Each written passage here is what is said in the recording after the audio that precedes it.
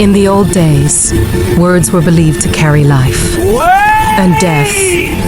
In the village of Nsumu, people gathered at night not just to hear stories, but to learn how to survive the power of the tongue. This is not a tale of magic alone. It is a warning about curiosity, pride, and a man who spoke when he should have stayed silent. Tonight, listen carefully, for this is the story of Quaku and the talking skull.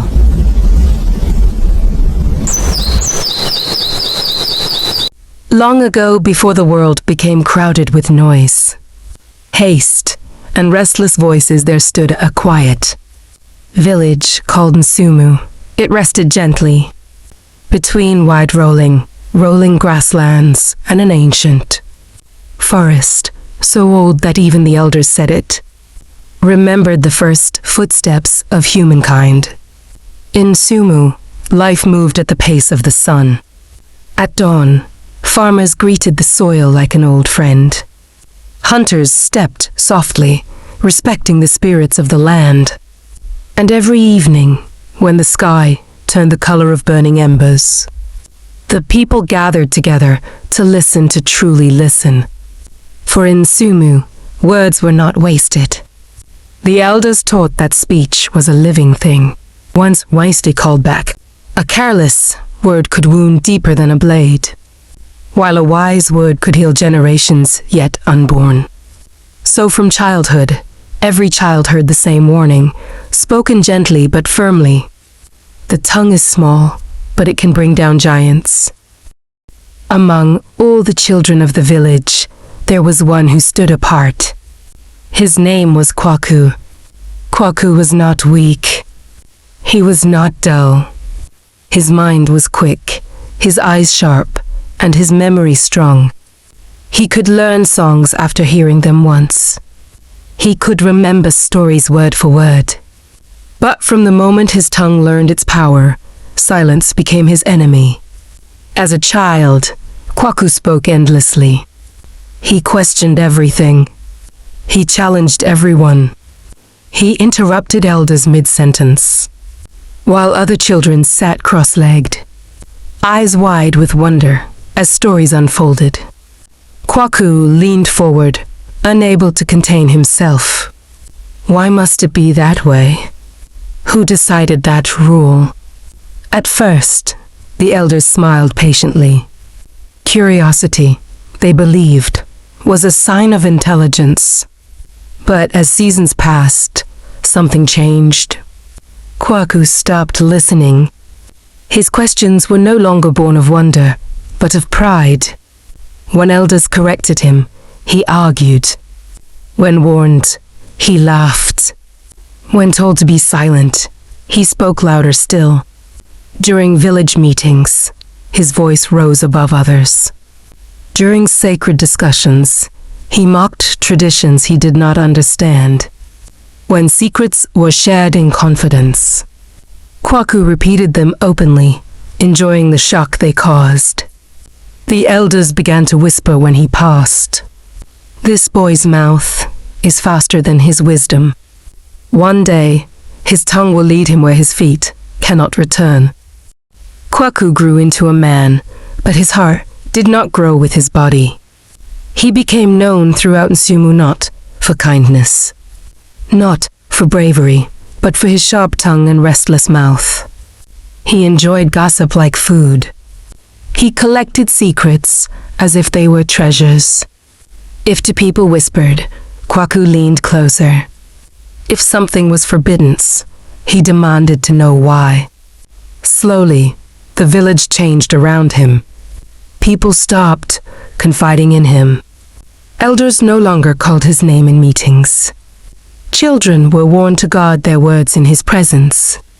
Yet, instead of humility, bitterness took root in Quaku's heart. They fear me because I am clever, he told himself. They hide the truth because they are weak. One morning, after a heated argument with the village chief, an argument filled with loud accusations, and disrespect.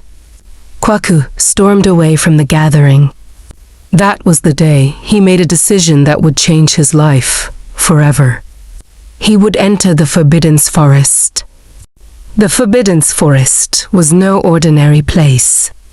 It was said to hold the spirits of the forgotten, the punished, and the restless dead.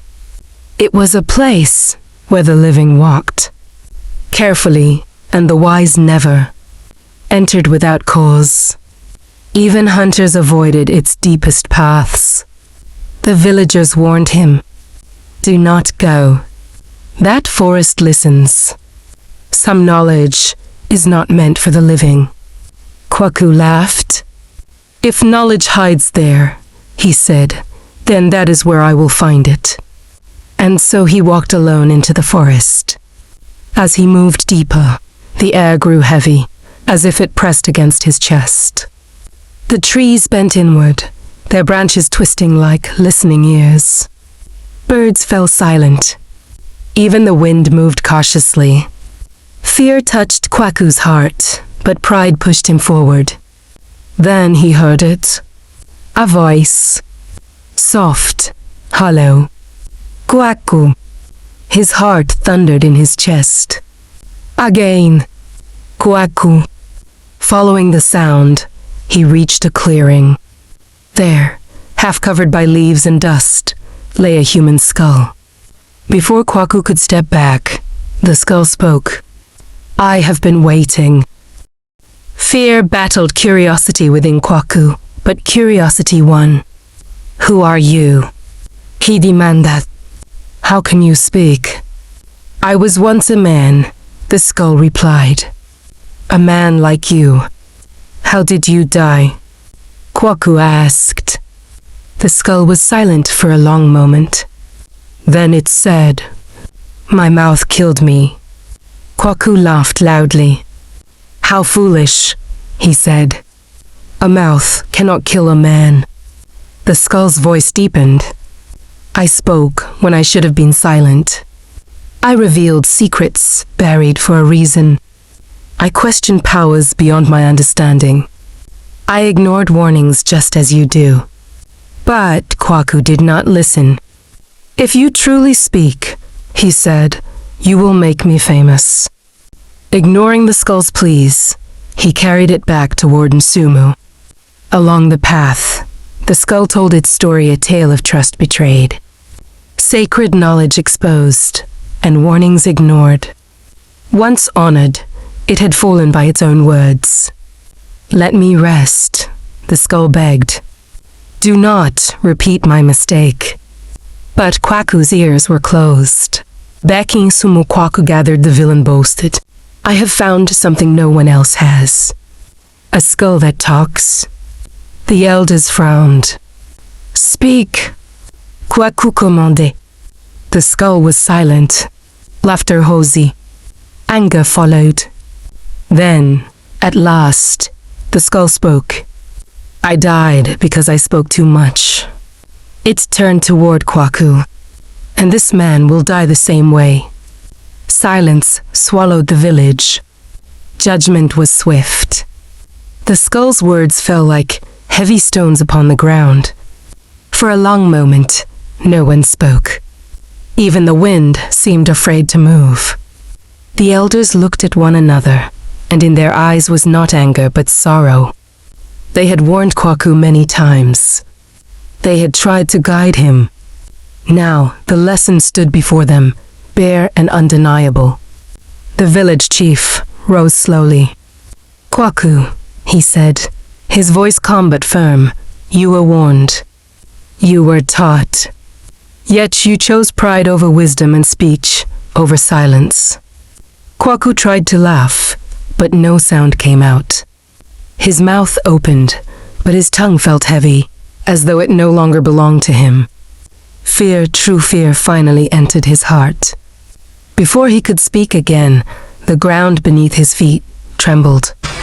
A cold wind swept through Nsumu, carrying the scent of the Forbidden Forest. The skull on the ground began to crack. Its hollow eyes fixed on Quaku, the villagers stepped back in terror. Quaku fell to his knees. Wait, he cried. Let me explain. Let me speak. But his voice faded. The elders did not raise a hand against him. No rope was tied. No blade was lifted.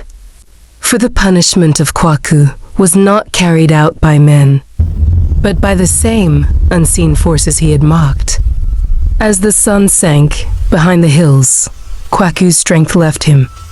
His voice, the voice that had never rested, grew weaker and weaker until it vanished completely.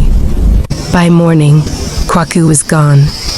Only his footprints led toward the forest, and they never returned. The villagers understood. The spirits had taken him, just as they had taken the man whose skull lay silent on the ground. The skull was returned to the forest and buried deep, so it would never speak again. And Quaku's name was spoken only as a warning. From that day on, when children spoke carelessly or interrupted their elders, the grandmothers would say softly, "Remember Quaku," and the children would grow quiet. For they had learned what Quaku learned too late. Words can build villages. Words can destroy lives. Wisdom lies not in speaking much, but in knowing when to be silent.